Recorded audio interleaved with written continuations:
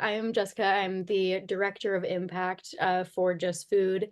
What that means is I am basically the program director, so I oversee a lot of basically the programs that Just Food runs.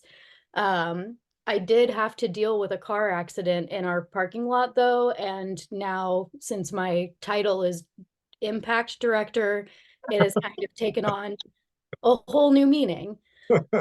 Um, so the mission of Just Food is to end hunger in our community by increasing access to healthy foods, reducing the barriers to health and well-being, and cultivating self-sufficiency.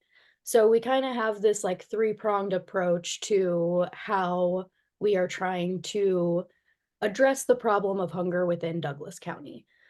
Um, We are a fairly unique organization in that we are both a food bank and a food pantry. So a lot of times those terms are kind of used interchangeably when they really do mean kind of two different types of organizations. So a food bank is predominantly a larger organization. Most of the ones you think of, like Harvesters is kind of the biggest one within the Kansas City area. A lot of food banks are more regional. So they serve across, for example, Harvesters serves across 26 counties, whereas Just Food serves only Douglas County. But what a food bank does is they bring in food to then distribute to other partners. So a lot of times they are not interacting directly with the community that is receiving the food. They are more of a hub to bring the food in and then get the food out to food pantries where you have people actually coming in to shop. A lot of the times, food pantries are like housed within religious institutions, so within churches. Catholic Charities has a really large food pantry for Douglas County. Salvation Army is another one. And then there are other kind of small organizations that run food pantries for folks to come in. So, for the most part, organizations are either food banks or they are food pantries. Um, and Just Food does both. So we bring food in to then distribute to, we have about 30 partners that we work with, um, pretty equally divided between schools within usually just USD 497. We also work with Eudora Public Schools. Actually, we work in, except for Lecompton, but Lecompton and Perry have a combined school district. So we work with Lawrence School District, Baldwin, and Eudora. And then the other partners are kind of some of those pantries that I listed off. We work with Catholic Charities, we work with the Ballard Center, Salvation Army. All of those places can come and access our warehouse to stock their own pantries. But what Just Food is really known for is our food pantry program. So we are open to the public Tuesday through Friday, and folks can come in to shop from our food pantry. Um, we have it set up as close to being a grocery store as possible. So folks come in and they check in with a volunteer. They get a shopping cart, they get a card that shows what each household is allotted. So we work off of a point system. Um, I can delve further into the point system a little bit later, but then they shop from the food we have available, they check out with a volunteer, and then they're good to go. Um, so we currently are serving anywhere from about 350 to 450 households a day through our food pantry. And like I said, that folks can come and shop once a week if they'd like. It doesn't have to be exactly a week apart. So if someone comes and shops on a Friday, they don't have to wait until the next Friday. It's just any time within the calendar week that we're open. Um, so that is our main food pantry, but then we do also have a mobile food pantry. So it is a retrofitted T-lift bus that I don't believe it was the city of Lawrence that donated to us, but we got it from a different transit system, I think in 2019. And the seats were all ripped out of it. And then one shelf had, or one side of the bus has shelving units, and then the other side has refrigeration and a freezer unit. So that mobile pantry goes out twice a week into all areas of the county. So it goes to Lecompton, Eudora, Baldwin City, and then a handful of stops around Lawrence, the Lawrence Public Library actually being one of our stops. We go there on the second and fourth Wednesday of every month. So that's a high level overview of Yeah, the no, organization. that's great. That helped a lot. Let me delve into a couple of those things. Do you you talked about the statistics of the number of families. Do you have any statistics in terms of how many people you serve are older adults versus other families, or how many are in any the type of need? Are they underemployed? Are they unemployed? Are they homeless? Or if you have that, that would be great. It'd be interesting to know that how that works out. Yeah, so I pulled some statistics. I pulled 2 years worth of data from yesterday. So basically, March of 2022 through March of 2024 is what I pulled. Um, so like I said, we serve anywhere from about 350 to 450 households a day. That translates into a little under 19,000 unique individuals. So really about 10% of Douglas County populations. I think the latest kind of statistic or census count was around 119,000 for the county. And we are, it was like 18,700 and something is the unique count within our database. 1,500 of those are people over the age of 65. So our database counts a senior as 65 and not 60. But about 1,500 are over the age of 65, at least visited within that 2 year span. Um, a statistic that I really like to share, what this kind of translates to is we saw about 55,000 visits to our food pantry in 2023 alone. So it's hustling and bustling there all the time. A little plug for if you ever have an interest in volunteering, Laura, I see you on here. I know you volunteer at Chop Shop. But if there's anybody that, ever wants to come, we are always welcome to volunteers, and our organization relies on them, honestly. Um, so another thing that we do is every year we send out a survey to the shoppers of Just Food. It's completely optional for folks to fill out. We try and incentivize it because we can't operate, or we want to operate with getting information directly from the people we're serving of how best to serve, but also time is a resource, and so they're giving us their time to share information of a pretty extensive survey. Um, so in that, we try and gather as much information about kind of the population of people we're serving. So from our 2023 survey, 37% of our households did not have a job. So that was about 63% have at least one job within the household. Um, and about 55% of our households have at least one person that rely on either Social Security, disability, or VA benefits. So a little over half of the individuals we serve, that is kind of their main source of income. And that's for, so the 37% was entire households that don't have a job, whereas the relying on benefits is the individual, not the household. So that's kind of how we distinguish. Um, it is a little harder for us to track kind of health related issues, but we do ask it in our survey. and about 29% of households that we surveyed had at least one member that suffered from diabetes, high blood pressure, high cholesterol, or heart disease. So a little under a third of the households.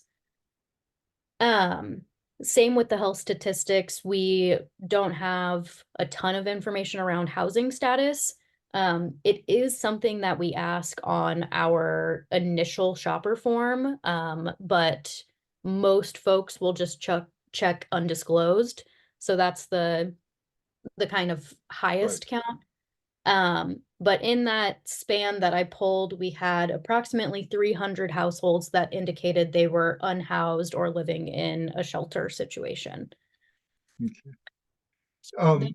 Th- Those It are the is, statistics I yeah, pulled. yeah, as long as you brought that up, and this is something I'm asked because I don't know, when somebody comes in and Mhm. just first time, obviously from what you said, there's a form that you require to fill out. What are there requirements to be a shopper there? Are there limitations of what they can get based on that form and whatever? You can kind of explain that process a little bit. Sure, yeah. So, if you've never shopped at Just Food before, yeah, there is a front and back information sheet that we have folks fill out that will get them into the computer system that we use. So we ask basic demographic information, name, address, date of birth, and then we ask that for the other members of their household as well.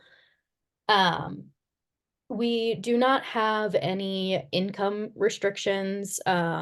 The only thing that we try and only serve Douglas County, but there is very, very limited services in some of the surrounding counties like Jefferson County and Ottawa. Franklin County doesn't have a ton of services. We get some folks from Leavenworth County where they live closer to Just Food than they do to stuff within Leavenworth. We have a few households from Tonganoxie. We Our kind of policy is if you show up at Just Food and you say you need food, there's no reason why you're not going to leave with something that day. That's Um, true. yeah. Yeah. So uh we do ask that if you list someone in your household, we went through kind of a verification process because we ended up with a lot of duplicate accounts that didn't match. So, one person had an account that said they had 5 people in it, but then they had a second account that said they only had 2 people in it. And so our database was getting cluttered. So we did kind of everyone refilled out a household information form in 2023 to try and get more of an accurate view. And when we did that, we asked for something that showed proof. I use that very, very loosely of the members of your household. So for our unhoused populations, there was no sort of verification that they had to do. But for folks that had, kids on their account, we either asked for something from the school or something that connected them to the household, so that way we got a little bit of a more accurate picture. But it wasn't a requirement to shop at Just Food. It was more of an internal, we're trying to make sure that our system is cleaned up. Yeah. We always think in terms of donations, as a non-perishable, which range from people who are buying, canned meats and stuff like that to, oh, I have these vegetables I haven't eaten for 2 years in cans, and I'm going to get rid of those. But, Mhm. and I don't know how unique it is, but I know that you have a fresh food aspect to it. And, one of the ultimate best employees of the month people. Laura Veter is sitting here. She works with Chaitin doing that. Can you talk a little bit about that? Because I would think from what I've read about some of the other services, that's a bit unique. Yeah, yeah.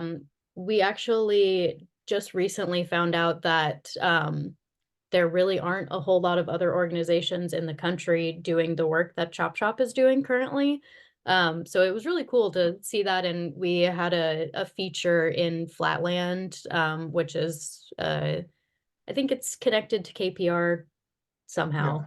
Yes, Um, KPR and PBS have flatland programs. It started okay, on KPR okay, thank you. Um, or so Chop NPR. Shop grew out of even pre-pandemic. It kind of started as we, we joked and call it the Just Food Sandwich Club. Basically, we were getting a ton of unsliced bread, and we were putting it out in the pantry, and folks just weren't really taking it. So we had a lot of bread waste, and we work with animal farmers to come and pick up any of our waste because they feed a lot to pigs, chickens, anything to try and keep food out of the landfill. We compost. But even with those other resources to try and keep food out of the landfill, we were overrun with bread. And we always had sandwich, we always had deli meat, we always had cheese, we always had peanut butter, we always had jelly. But because of licensing issues, our building doesn't have the correct commercial kitchen space that is needed to prepare food. Um, so we basically were like, how can we figure out a way to partner up with a kitchen to have a place to make this food? Then the pandemic hit, and kind of any plan was gone. And we operated for about 2 years just in full on pandemic mode. Um, and then so in 2022, we received some additional funding specifically for this program. We hired Chethan, who had previously been just a wonderful like chef partner for us. He did all of our fundraisers. He was always like really involved in the community. He volunteered a lot when all the restaurants were closed down. So when we got the money to start this program, we were like, this is the person that we need running it. That's how Chethan came on board. This was when Terrebonne was moving from their old location to the spot that they have on Mass now. So we took over the old Terrebonne kitchen at 8th and Vermont.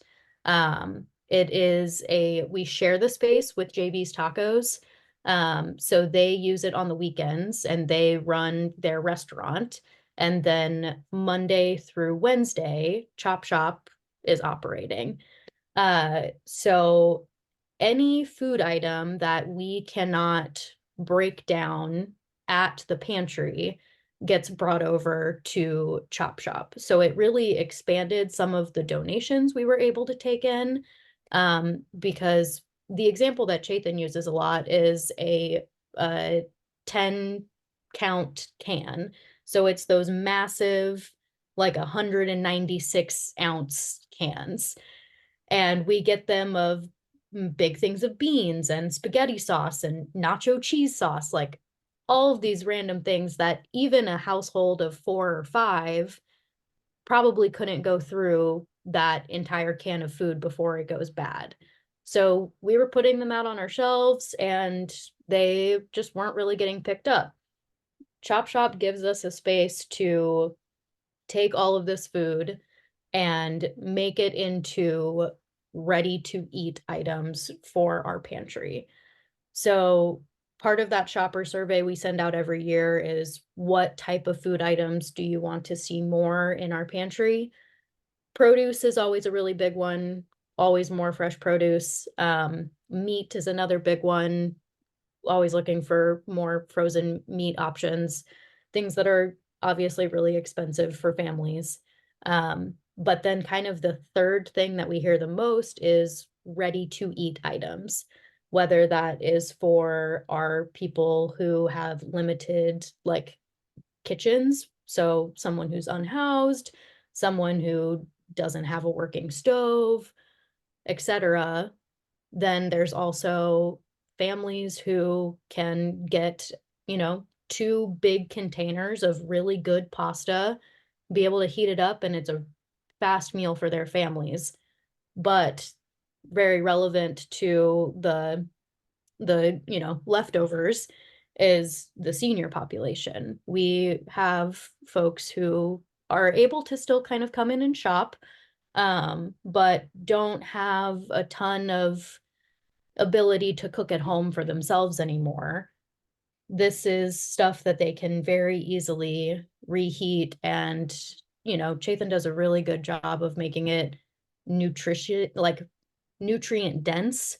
So he will blend beans into soup for extra protein and do like these little tricks to really boost the nutrition levels of what he's making. So it's We're throwing around a name, and for those of you who don't know, sorry. Ethan Mitchie is the person who runs that part of it, and he's been started as a line cook at Pachamama's and moved up through the ranks. He's been executive chef in a couple different restaurants here, Latchkey, 715.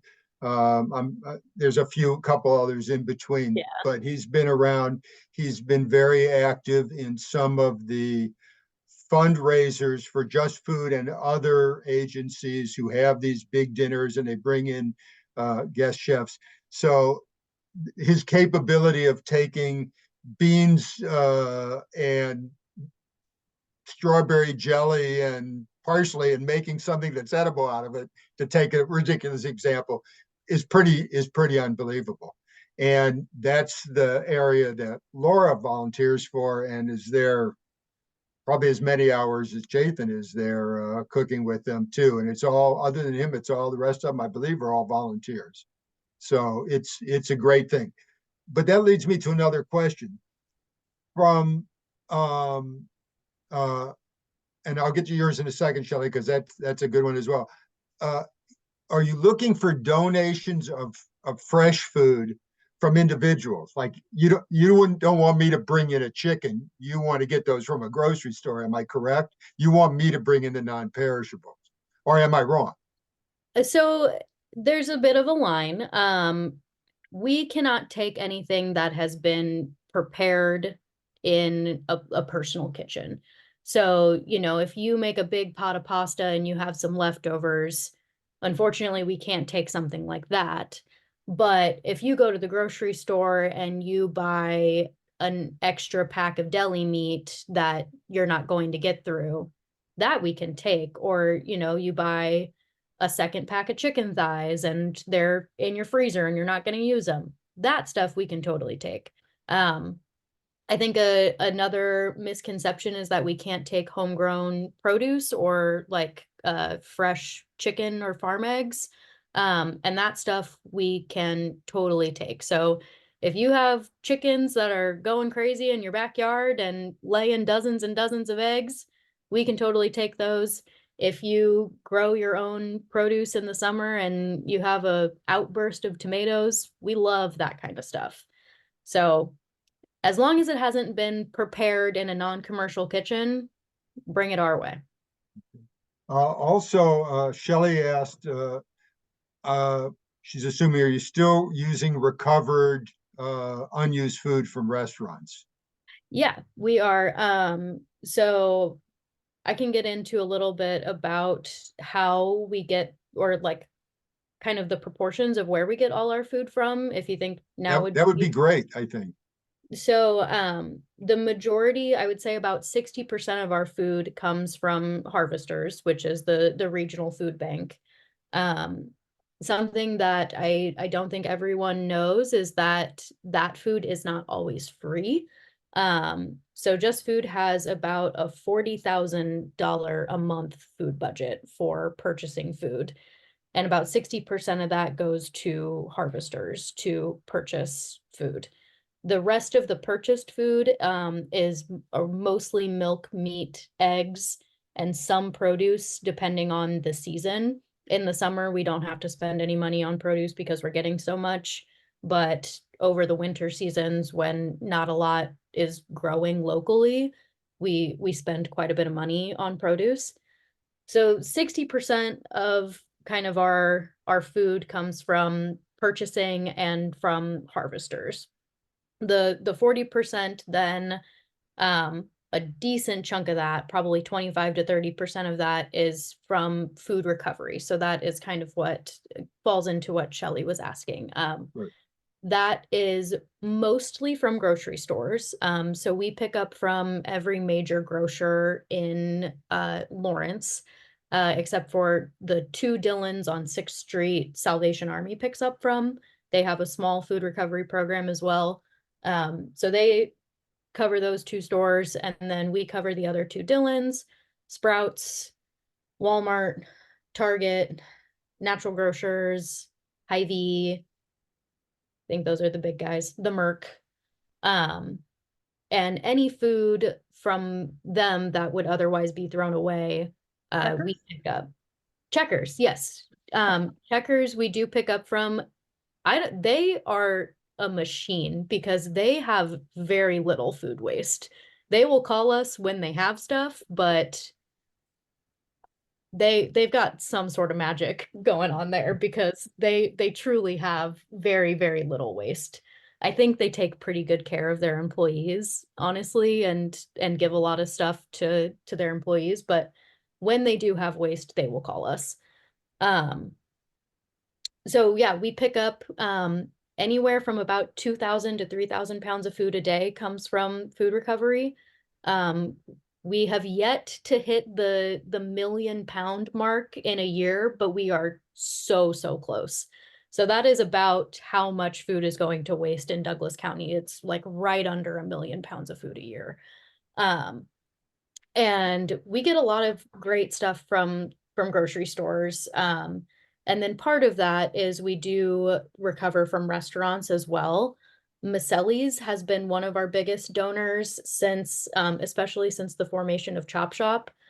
The issue with recovering from restaurants is the waste that restaurants have is often on already plated food. So once that food hits the plate, unfortunately, there is nothing legally that can be done with donating it. Um, so places like Maselli's or people that do catering, that is where we end up getting a lot of our restaurant recovery. So if they have a wedding or an event or whatever, and they make 2 pans of mashed potatoes, but one pan never even gets served, that comes to us and then goes to Chop Shop for the folks there to repackage into smaller portions. Um, so all of that kind of fits into food recovery. That also during the summer months, we get a lot from, I saw a question about farms. So we work with the farmers market a lot. And we have a connection with K-State. So after the farmers market every Saturday, if any of the farmers have any produce that they want to donate, K-State will take it to Just Food for us. So we get a lot during farmers market season. And then all of the big farms around town, Moon on the Meadow, Meadowfield, those are two big donors for us. I'm gonna blank on some of our other big farms around town, but we do get Juniper Hill gives quite a bit. Um, and so yeah, so that all kind of fits into the food recovery, farm, and gleaning. And then the rest, 10 to 15%, comes from individual donations and food drives. So we have community barrels around town in about, I think, like 12 different locations. The library is one of them. Um, so Just Food is, only open Monday through Friday, but obviously there are a lot of folks that would like to donate on the weekends. So we always direct them to those community barrels where you can drop off however much of non-perishable items. And And then, just mentioning, the library also has a repository, as other places do, for egg cartons, yes. because they get their eggs as eggs, not carton necessarily. And so Hmm. they can always use those. So if you have extra egg cartons, you can drop those at the library anytime. Um, let's see, I see Dee's question about, Okay, yeah. Go ahead. Uh, so it is food that is close to expiring. So an example that I like to use is milk. When us as the consumer goes to shop at the grocery store, we pick the milk that has the farthest expiration date. So, we might pick the milk that has a week out, but there's milk that has 4 day out. When that reaches closer to 2 days to expiration, um, that is when it gets donated to Just Food. Um, there also is, in donated food, there is a lot of leniency when it comes to best by, use by, sell by dates, especially with non-perishable items. A canned good is technically good 4 years after its use by date. It goes down a little bit with like tomato-based or like acidic products. Those have closer to 2 years past their expiration date, but it still is extended. There's a really wonderful resource that we use at Just Food that's through the USDA. It's called Food Keeper. It is a website. I think they have a mobile app as well. And it basically is the USDA guideline for how good food is past its actual printed date. So it tells you, like canned seafood, how good it is after the expiration date, how good it is after it's opened, best way to store it, all the guidelines around how to kind of extend the life of food. So we use that when it comes to stocking items in the pantry. So we do get milk that is technically 2 days past its use by date, but for the most part, that milk is good really another week, sometimes 2 weeks, depending on the type of milk. So we use those resources a lot to extend the life of food as much as possible. I will tell you, I know they were getting in a lot of bananas more than they could sell. And that's when my good friend Chathan called me. So the banana breads I were making were coming from bananas from Just Food that were going to go to become food for pigs. And I intercepted a few dozen of them for several weeks running to make banana breads that you guys ate. So, keep the source going as much as we can. But That's awesome. the other thing that I wanted to ask is, and I know it's anything, but considering everything, a non-perishable, perishable, and cash, Mhm. what what what would you want most from us, or what are you looking for, or is it just all of the above, whatever anybody can do? I mean, I would be lying if I said that money doesn't go far. Money always, like, that is a classic woe of nonprofits, is that there's never enough money to be doing what we want to do. So we don't say no to cash donations. But when I tell people who are interested in donating food, they, what's most needed? What's most needed? Um, we use our purchasing power to buy a lot of what is most needed. But the thing that I always tell people is no two families that come into Just Food eat the same diet. And when we are purchasing food, we have to use our purchasing power to buy as much as possible at once, which means there's usually not a ton of variety. So when people ask what's most needed, I say when you go to the grocery store, pick 10 items and buy two of those and donate that to Just Food, because what we want to see on our shelves is variety. So we can buy cereal, but we have 20 boxes of the exact same cereal, and it's usually boring checks.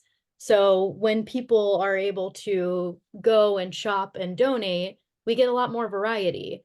We pretty much always only have creamy peanut butter. You know, we don't have the purchasing power to always be buying creamy and crunchy. So when people go and shop, we get a unique kind of mix, and that's what makes it feel more like a grocery store, is when people are shopping and it's 10 different types of cereal and different shapes of pasta. It's not always just spaghetti, and there's different types of pasta sauce, so it's not always just plain marinara. So I think it can be fun to donate food. It doesn't have to be so just we need to buy a bunch of canned green beans and we need to buy a bunch of canned corn. It's really about like I think food connects people. And so when you're able to make a connection over like, I've never tried these crackers before, and someone else who's shopping or a volunteer can be like, we love these crackers at home. This is what we put on them. It helps us form more of the connection with the people that we're serving. And that is, even though we serve a huge volume, we really try and form relationships with people, um, and learn about, their lives and what they like to eat and what they make for their families. That leads to another question. Are you at any point getting uh, food donations that you can't take in because you lack refrigeration, freezer space, storage space? Are you pretty much able to move through most everything that you get? It is pretty rare that we have to turn down a donation. Like the food bank that was in the documentary where they said, sometimes they have to turn down entire truckloads of food. Since we are not a large regional food bank, we aren't getting that quantity of donations in all the time. It's very rare that someone will call us and be like, we have an entire truckload of something that we want to donate. Um, so it's pretty rare that we have to turn down a donation due to storage space. Um, but it has happened. We are always pretty much packed to the gills with mostly our freezer space is hard. We don't have a ton of freezer space. And then in the summer when we are getting a lot of produce, sometimes our refrigerators are popping at the seams a little bit. Um, and then the other times where we have a tough time is around the holidays. We do a Thanksgiving like extra distribution, and then we do an extra distribution for winter holiday. And so we'll have sometimes 1,300 turkeys in the building that we have to keep frozen. And that can lead to some issues with storage, but it's rare Yeah. that we have to turn down. Yeah, Kay brought up special diets, and I assume beyond food allergies, which people can kind of avoid, gluten-free or items like that. Are you able to accommodate that, or are you constantly looking for those kinds of things to give you that variety? Yeah, I mean, so just in the pantry, we don't do anything too specific about gluten-free or, um, vegan or vegetarian. But part of that is because people are able to shop for the items that they know that they can use. Um, so it's always really wonderful when we get things that aren't typically gluten-free, like when we get gluten-free pasta donated, when we get gluten-free bread donated. Um, all of those things are really popular, like those specialty items.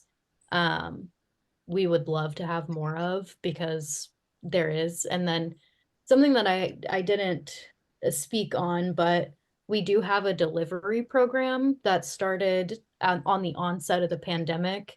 Um, we deliver every Monday to folks that sign up. Um, and that does offer a little less choice in the delivery program. So folks can pick from like the broad categories. So a box of non-perishables, a bag of produce, milk, meat, eggs, and bread are the options that folks can choose from. Um, with that being said, if someone picks a non-perishable box, there's a space to say like, I'm allergic to soy. And so we're not going to send them non-perishable items that have soy in them. So we're able to customize a bit when it comes to specialty diets in terms of like the delivery programs, but we really try and put the autonomy on our shoppers that are coming into the pantry to shop for the items that they know that they can use. Jessica, Do can you- I say something? Yeah, Sure, well, please. Yeah, I was just going to say at the chop shop, Chaitin is very conscious, as you know, about the nutritional value of the foods, making sure that there's adequate protein involved in whatever we're making. We also produce vegetarian and vegan, not as often as I might like, but we do produce those ready to eat meals, as well as the omnivore things. So, Yeah, uh, so that's, go ahead, Jessica. I was just going to answer Dee's question about the point system. Yep. So yes, so the point system is based on how many people are in the household. We basically looked at the USDA puts out a report called the Thrifty Food Plan, and it shows, according to the USDA, what if people are being thrifty, what each level of household would spend on food per month. And so when we were trying to figure out our point system, because previously the way that the pantry worked, we made this switch in 2018. People could come and shop once a month and they got 5 items from vegetables. They got 5 items from fruit. They got 4 items from grains. And so we were like, we need to figure out a way to switch this. So we took the Thrifty Food Plan and we said, how can we equate the amount that food costs to points? And it took us a long time, but what we landed on is a household of 1 received 12 points. And then for each additional person in your household, you receive an additional 6 points. And then we cap at 5. So the way that works is then when food comes into the pantry, it is pointed on based on either serving size or like the actual poundage of the food. There are obviously things that don't fit into a category, but for the most part, any sort of canned good is 1 point each. Most of the stuff that comes in from Chop Shop is between 1 and 3 points each, depending on how big of a container it is. And fresh produce, we have just like a standard plastic produce bag, and you can mix and match anything into the produce bag, and the full bag is 1 point each. So we really try and incentivize people taking fresh items, because an entire bag of produce is 1 point, or also a can of green beans is 1 point. You get way more bang for your buck when you're taking fresh stuff. And then bread does not count towards people points because we get so much bread. That is absolutely the thing we get the most of. So bread is free. And then we have a lot of flexibility in that. So, if we get 2 pallets of watermelons, we give them out for free. Everything is free, but doesn't count towards your weekly point allotment. Okay. Are there any more questions? Anything else you guys would like to ask Jessica about this situation? Oh, is there anywhere in Lawrence that serves meals? Yeah, I believe Salvation Army does a meal twice a week. Link, they operate out of I believe one of the churches at around 10th and Kentucky, I want to say. First Domestic? Christian. First, think. okay. First, yeah. And they serve, I think, 3 times a week. 4. 4, thank you. And then Jubilee Cafe does breakfasts on Tuesdays and Fridays. And Food Not Bombs is an organization that operates out of the ECM on KU's campus. They do a meal on Mondays. And then the ECM also does a lunch on Thursdays. I think those are all of the kind of big meal sites.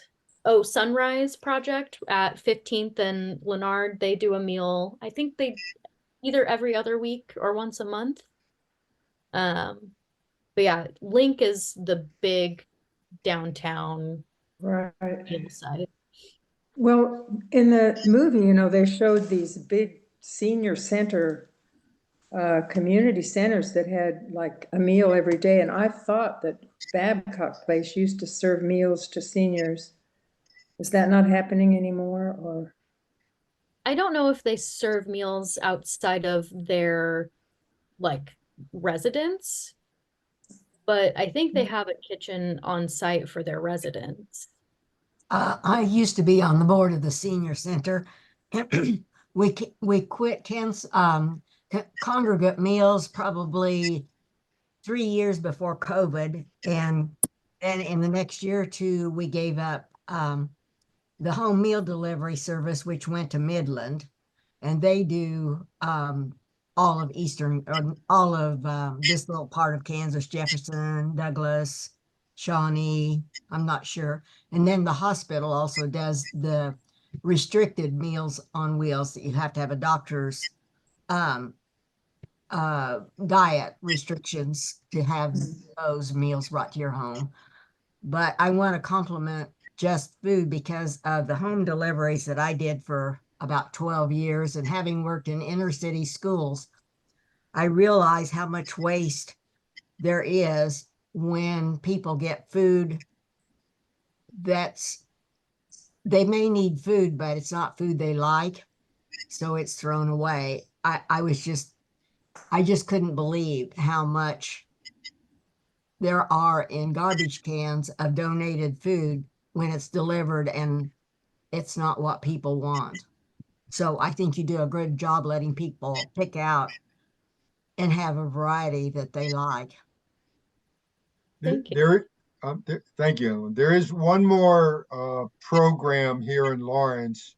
I'm not 100% familiar with it, but they do have regular introductions at the library called Champs, and it's an opportunity to buy a ticket monthly, I believe, and each one allows, I think, a meal a day, and it's serviced by many of the grocery stores that also have like a lunch counter, and you have a certain allocation of food and you get it for like $3 or something like that. Yes, that is a program through the Jayhawk area. It's JAAA. It's something. Jayhawk area on aging or Aging. something, yeah. Yeah. Yes. I So can't remember. Yeah, we went to one of the meetings at one time, and to be honest with you, I don't remember either. But that's another program that's also aimed primarily at seniors or people who either don't cook or don't want to cook. It gives them a chance to go out and get a prepared meal as well. And I will. I was surprised that that a town or a county of this size did not have any like congregate meals anymore any place. So I don't know if that was a funding issue or what. It was definitely a funding issue, but it was mainly an attendance issue. When I was on the senior center board, it had been reduced down to probably 8 to 10 people per day. And, you hire staff and prepare meals. It simply was not feasible. The Jayhawk area agencies, the funding agency, each state has an area agency, and they are the ones that get the federal monies that subsidize the Meals on Wheels or the congregate meals and such. And they couldn't provide enough extra to make the congregate meals possible to be continued. So it was a really sad thing. I think it was one of the things that was very disappointing to people at that point in time, but we just couldn't continue without enough people taking part. So, and I'm afraid the same thing's going to happen on Meals on Wheels, my home county. Their congregate meals have gone out, and the home delivered meals are going out because of participation, not finance, participation. Yeah, I do know that my wife and I had a chance Maureen and I had a chance to visit a senior center in Topeka. And we were there during lunchtime, and they do serve a meal, and there were 5 people eating there. So I didn't ask, I didn't get into it. I wasn't there for that reason, but I find that difficult that they can sustain that with somebody cooking in a kitchen and maintaining food to That's do just that. I know interesting that the because link program is pretty large. I think that's the biggest one here. when they I- showed those congregate meals in the movie, there was like tons of people there. Yes. Yeah. Yeah. And I think it depends. And that was California, I believe. Los Well, there Angeles. was one in Kentucky, I thought. Yeah, Oh, and one in, yes. And I think, it just depends on the county and the funding and who's running it. And mhm. it's it's it's it's sometimes governmental. I mean, some senior centers are governmental, some are not. So, I guess it just depends. But I was surprised in Yeah. Topeka, 5 people there in a I senior think center. Yeah. something that we have seen, and there's no evidence on it, but we talk about it at work quite a bit, is we feel as though partially a symptom of the pandemic, but we were feeling it a little bit before too, is that we're kind of losing some of the aspects of community. And I think that is part of that, is that people don't want to congregate all together as often as they used to, for I don't know, whatever reason, a symptom of burnout and all the different things. But that something we talk about is, how do we continue to build community around just food? Because we want those relationships and we want to connect with people, but it just feels harder.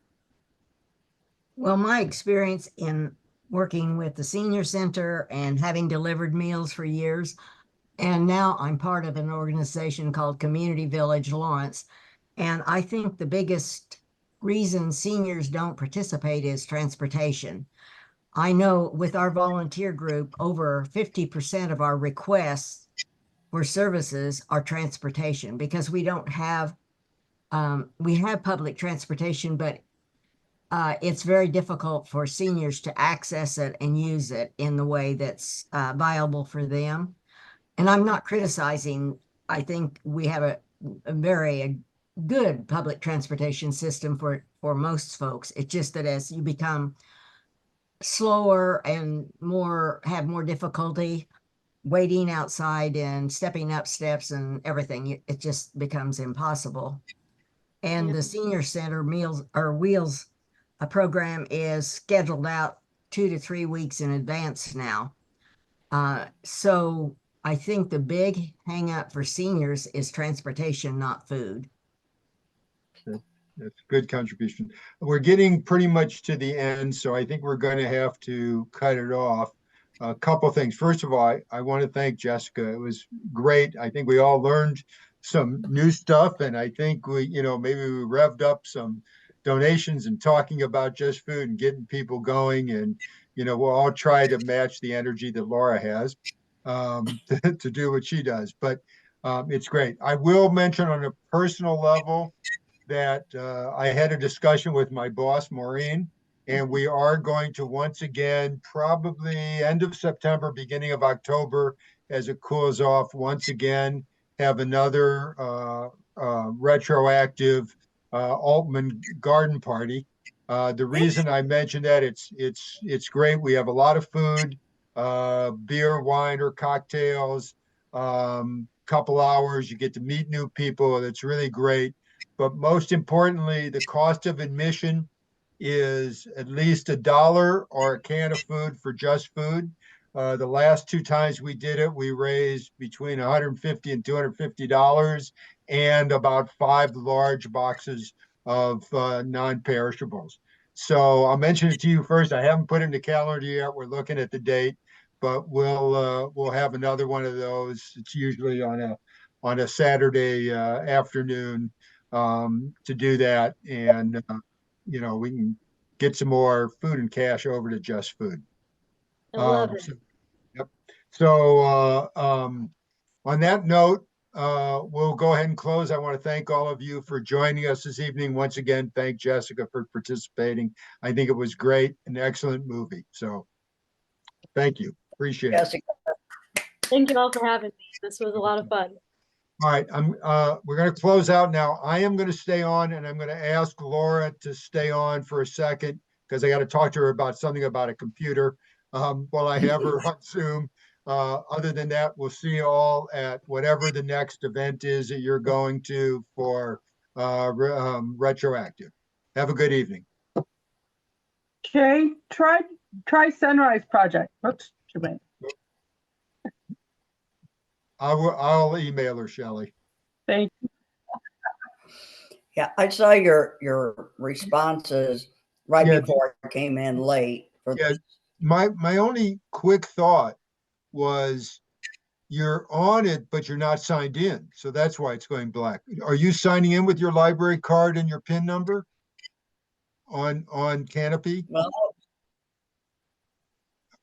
I thought that was like I mean, once you sign in, when it'll remember it, but you when you first open Canopy, it usually says what library, and then you have to put in your library card number and your library PIN. And I thought maybe if you were bypassing that, however, whatever way, it would stay blank. And if that was just a thought, I don't know. Well, that's a good thought. I mean, I think it's in there because all it asks for is my ID and my password. Okay, why don't you do this? Why don't you just try opening Canopy from scratch, Okay. putting it in your library, putting in your library card number and your PIN, like you're checking out a book, and Right. see if that helps. If that doesn't, we're gonna next week we're leaving town. But if let me know if it doesn't work, and if I can figure out a few minutes over the weekend that you're home and I'm home, I'll come over for 10 minutes and see if I can figure anything out. Not being a tech person, is it a laptop? No, No, it's a computer. So, yeah. So the only other thing I can do, I would suggest, is before you pay for somebody to come out, you might just call Jim and see if you can go in and chat with him and explain what's happening. And maybe if you did it on another computer, walking through it, I don't know. That's because the last resort would be calling Geek Squad, or there's another group of young guys who do it, but they charge, Yeah. whatever it is, minimum to come out there for an hour. So I think your thing about the library card and PIN. Now, I'm sure that I did put it in at one point, but you're right. I may not be going Yeah. through that portal, and Yeah. I'm gonna try that first because I think that's I don't know. I just use Maureen's number, so it makes sense. Although I did have trouble. Remember when you gave me Yeah. Maureen's number and Yeah. stuff. I know. So I can't think of anything else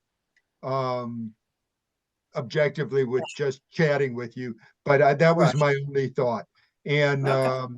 I'm going to be over in the library tomorrow for another meeting. If I see Jim, I'll ask him if he has any thoughts, but he probably needs to talk to you about, are you doing this? Are you doing that? Are you whatever? Because, there's no other magic. All right. Just a thought. All Oh, right. and by the way, I got my refund. Oh, did you? Oh, good, good. I know it takes longer than most refunds because it's got to go through 3 processes, Square Pay or whatever it is and all that nonsense. It's a little longer. So I'm glad everything's good. Yeah, I just happened to notice it when I was in my bank account yesterday, and I wanted Okay. to let you know that everything's cool. Okay, that's great. Okay, we'll see you later, Laura. Bye-bye. See you tomorrow. Yep. All right. Bye-bye. Bye-bye. Thanks.